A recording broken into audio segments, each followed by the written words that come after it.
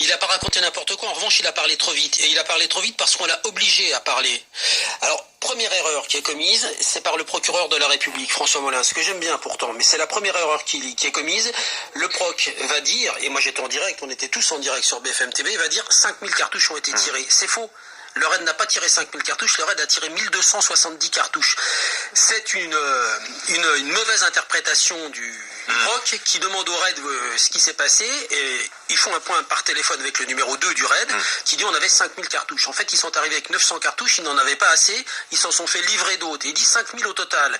Et le proc note 5000 et dit 5000 tirés. C'est pas 5000 tirés, c'est 1270. C'est déjà plus la même chose. Quand Fauvergue dit on a essuyé des tirs nourris de la part des terroristes. Eh bien, d'abord, il y a un contexte, Olivier. Il y a un contexte. Quand le RAID arrive, à l'intérieur, on sait qu'il y a des hommes qui sont chargés d'explosifs. Ils l'ont montré, hein. Ils l'ont montré au Bataclan, ils l'ont montré à la terrasse du restaurant dans le 11e arrondissement.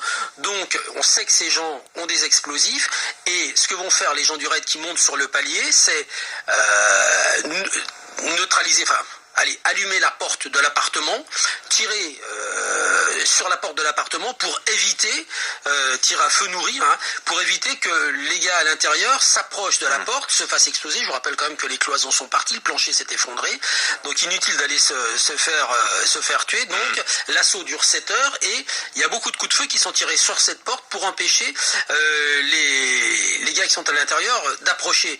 Alors après, le patron du RAID, on va lui demander de parler. Mais il parle en connaissance de cause ou alors... Mais non, il n'a pas les éléments. Il n'a pas les éléments. Mais non, il n'a pas les éléments. Donc, bien sûr qu'il les a pas, Olivier. Il ment pas, il fait pas exprès de raconter, d'accord. Mais non, je veux dire, pardon, encore une fois, il parle alors qu'il connaît pas ce qui s'est passé. Oui, mais on l'oblige à parler. Ouais. Le ministère de l'Intérieur lui dit, Fauvergue, vous allez aller parler à la télé. Et on dit aussi accessoirement à Molmy, le patron de la BRI, Christophe Molmy, vous aussi, commissaire, vous allez aller parler.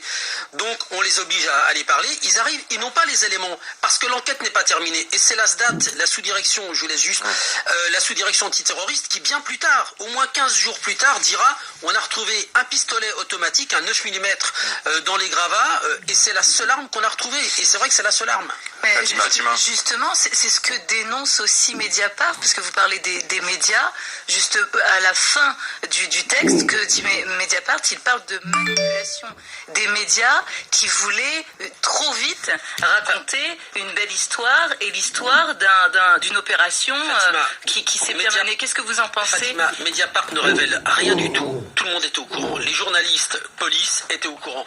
BFM TV a fait un sujet sur l'assaut du RAID. Les questions qui se posaient autour de l'assaut du RAID sans dénoncer un assaut n'importe quoi.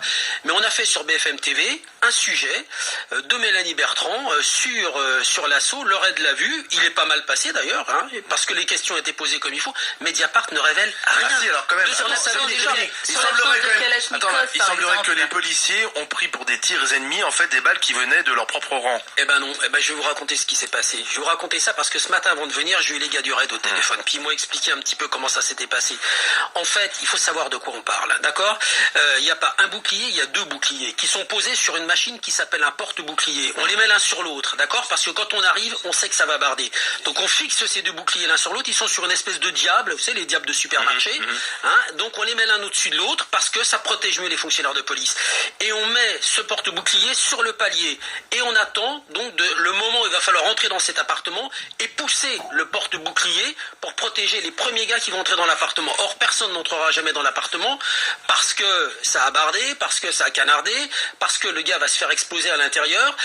Le blast des grenades, il y a des grenades qui vont être lancées. Hein. Les gars vont quand même lancer 3 grenades artisanales, les gars qui sont à l'intérieur de l'appartement. Les terroristes présumés vont lancer 3 grenades. Le bouclier va tomber. D'accord? Et au moment de l'assaut, de toute façon, quand les gars vont entrer ou quand ça va tirer, le bouclier va prendre des balles et ces balles, elles sont tirées sur un bouclier derrière lequel il n'y a personne. Il est posé sur le palier en attente d'aider la colonne d'assaut à entrer dans l'appartement. Donc il est posé ce bouclier. Quand ça va canarder, il va prendre des balles, mais il n'y a personne qui le tient. Les gars se sont pas tirés dessus. L'autre question de Mediapart, c'est pourquoi ont-ils meulé ou limé ces boucliers-là? Aussi. Meulé ou limé, c'est oui, c'est ça. Apparemment que qu'il y a des outils utilisés qui ont été juste avant l'examen limés ou meulés. Ça m'a étonné. Moi, c'est la chose que j'ai pas entendu parler. Vous n'avez pas vu ça? Non, j'ai pas vu ça. Je voudrais juste rajouter une chose sur l'assaut. au Bataclan, hein. On parle du Bataclan, hein. Les gars de la BRI, c'est pas le raid, c'est la BRI, montent à l'étage avec un bouclier aussi, qui s'appelle le Ramsès, hein. Un gros bouclier qu'on pousse aussi. Et ce bouclier il a aussi été impacté par l'arrière. Et c'est pas les gars de la BRI qui se sont tirés dessus, c'est les types qui étaient à l'intérieur, qui ont tiré de la 7,62, donc de la Kalachnikov, qui a tapé dans les murs, qui est revenu, et le seul policier de la BRI qui est blessé à la main, il est blessé par un ricochet, par une balle qui est tirée sur lui, qui est tirée sur le mur, et qui va revenir, et qui va le blesser à la main. Et puis toute petite dernière chose, mais là on se le garde pour nous en studio, regardez, pour vous montrer quand même la violence du truc, ça c'est le résultat des explosifs sur les terroristes. C'est comment? D'accord, c'est un corps que m'a montré Dominique. Oui, on va voilà, donc voilà, non mais je veux dire, il faut quand même, il faut remettre les choses, à leur place. D'accord, mais on peut, évidemment, c'est facile de critiquer les gens du RAID ou de la BRI. Après, une fois que c'est fait, quand ils sont là, on est quand même bien contents. Et je pense pas qu'on aimerait tous être en première ligne derrière les fameux boucliers quand on est les premiers à rentrer. C'est ce que dit Cazeneuve. J'invite ceux qui critiquent à rejoindre le RAID. Ceci étant dit, on est quand même un peu des pieds nickelés. Je me souviens que lors de l'assaut au magasin Hyper Cacher, des policiers étaient de chaque côté de la porte, le terroriste sort et les policiers tirent des deux côtés. Et donc là, on a su après, je crois, peut-être c'est à vérifier, mais dans ma mémoire c'est assez net, que des policiers s'étaient tirés dessus à ce moment-là. Pourquoi? Parce qu'en fait, ils veulent tous tirer. Non mais c'est quand même une réalité, c'est-à-dire leur vie c'est quoi? Ils sont dans le RAID, à la BRI, au GIGN, etc. Ils vivent pour ce type d'intervention. Donc quand ils peuvent intervenir, quand vraiment ça chauffe, ils ont tous envie, ce qui est fort compréhensible, de tirer. Ce qui se passe, non mais ce qui fait quand même qu'à la fin, on a un ratio qui est, mais qui est quand même un peu ridicule pour nous, quand il y a d'un côté 2000 cartouches qui sont tirées et de l'autre 11. Dominique, vous voyez ce que je veux dire? C'est quand même un peu... C'est vrai que dans l'idéal, on doit attraper une personne vivante, la remettre à la justice. Koulibaly, il a pris pas mal de cartouches, c'est vrai. On aurait peut-être pu l'interpeller vivant, c'est vrai. Comme on aurait peut-être pu aussi interpeller Mohamed Merah vivant, c'est vrai. Maintenant, il faut faire le job, il faut y aller. Moi, j'ai déjà eu l'occasion, mais faites-le, de participer à des essais ou à des opérations comme ça dans une banque où vous êtes un faux otage, ou alors un policier, vous tirez sur quelqu'un. C'est hyper paniquant. Je veux dire, ça n'excuse rien, mais par exemple, est-ce que c'est vrai que la cousine, oui, elle a levé les mains, elle a dit laissez-moi sortir. Elle a dit laissez-moi sortir. Et Oui, pourquoi on ne laisse pas sortir dans ce cas-là?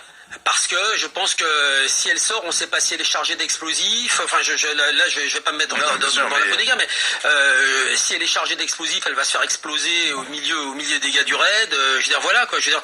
Et puis l'assaut est donné, et puis elle est dedans, quoi. Elle est dans cet appartement, et on sait aussi que dans cet appartement, il y a Abaoud. On le sait, hein. Bien sûr. On le dit. On était ensemble à l'antenne. On est les premiers à le dire sur BFM TV que la cible c'est Abaoud. Alors pardon, je veux dire, moi ça n'excuse rien. C'est vrai que ce serait mieux de les attraper vivants. Maintenant, le gars il s'est chargé d'explosifs, on revient à Koulibaly, il a 2 pistolets Tokarev, il a 2 Kalachnikov.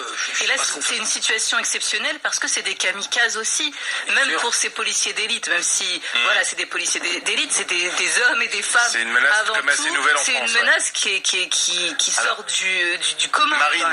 Oui, moi j'avais une question parce qu'en fait effectivement Mediapart révèle rien puisque c'est vrai que ça a tourné pas mal en boucle sur BFM toute cette histoire, donc finalement on n'a qu'une description des événements.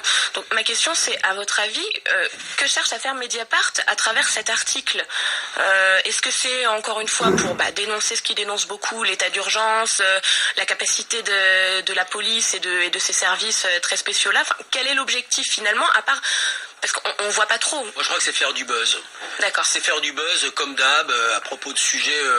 Je veux dire, c'est ça, c'est faire du buzz, quoi. Comme le fait souvent Mediapart. Hein. J'ai été visé moi par le buzz de Mediapart, donc je connais ça par cœur. Et il n'y a pas de revanche hein, quand je dis qu'il ne révèle rien. Là, il ne révèle rien. Oui, mais ça part en fait au départ d'une intervention du patron du RAID où il dit quand même des choses qui ne s'avèrent aujourd'hui. Voilà. On est dans la même chose. Il et aurait donc pas dû forcément, parler. on se pose des questions. On se dit mais qu'est-ce qu'il cache? On s'est vu. Moi, j'ai parlé avec les gens du RAID. Je leur ai dit vous n'auriez jamais dû parler. Le patron de la BRI a été obligé à parler aussi, Molmy. Est-ce que le patron du GIGN, vous le voyez quelque part? Non, jamais. Il parle jamais. Voilà. Merci Dominique Rizet. On avait envie d'informations, savoir un peu plus sur ce qui s'était passé dans cet assaut de Saint-Denis. Dans 3 minutes, les infos. Ensuite, retour des grandes gueules pour le du jour des proviseurs de lycée qui demandent à Manuel Valls la permission pour les lycéens de fumer à l'intérieur des établissements et non plus à l'extérieur, et ça au nom de la sécurité, alors qu'on est en lutte contre le terrorisme. En fait, la clope, c'est dans la cour et pas sur le trottoir. Est-ce qu'on doit le laisser faire? RMC